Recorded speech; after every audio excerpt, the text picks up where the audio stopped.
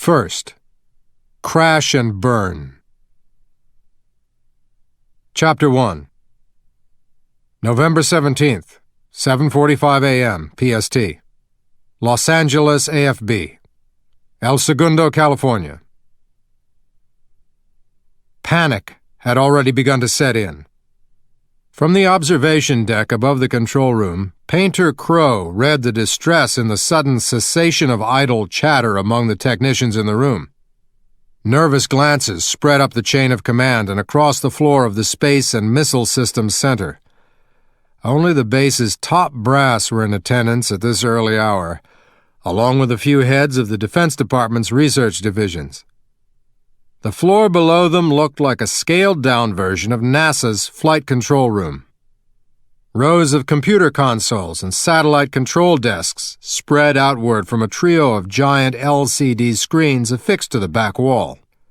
The centermost screen showed a map of the world, traced with glowing lines that tracked the trajectories of a pair of military satellites and the path of the neighboring comet. The two flanking screens showed live feed from the satellite's cameras. To the left, a curve of the Earth slowly churned against the backdrop of space. To the right, the glowing blaze of the comet's tail filled the screen, casting a veil over the stars beyond it. "Something's wrong," Painter whispered. "What do you mean?"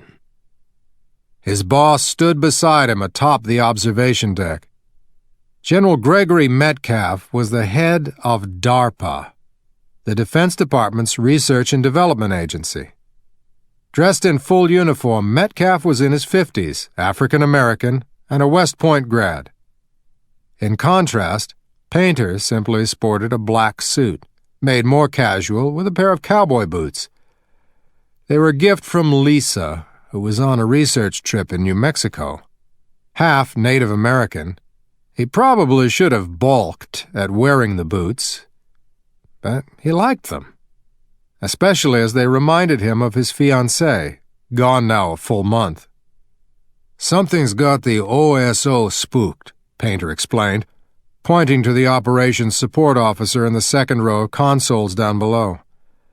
The lead mission specialist moved over to join his colleague at that station. Metcalf waved dismissively. "They'll handle it. It's their job. They know what they're doing."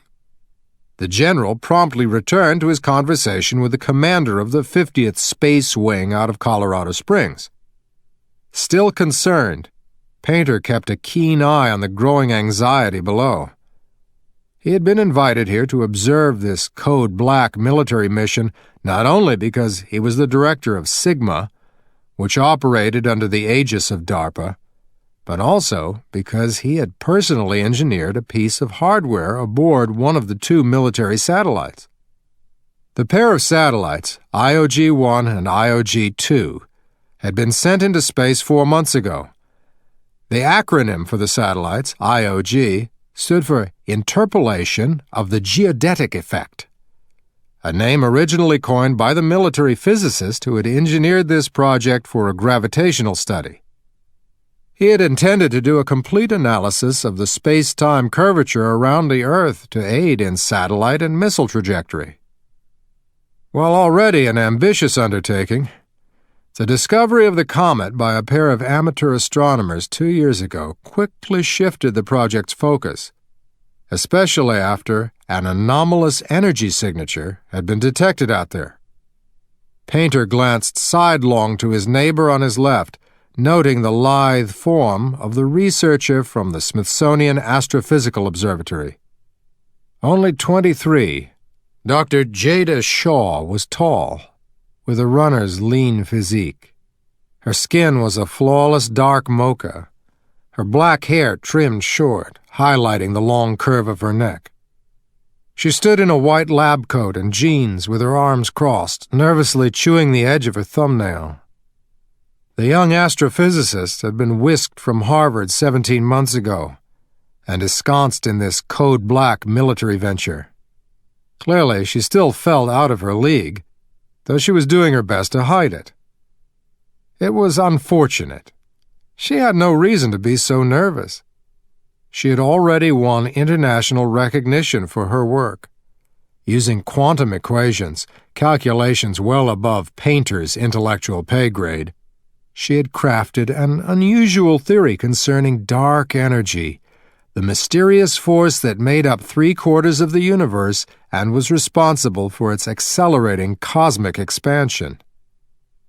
Further proving her prowess, she had been the only physicist to note the small anomalies in the approach of this celestial visitor blazing in the night sky, a comet designated as Icon.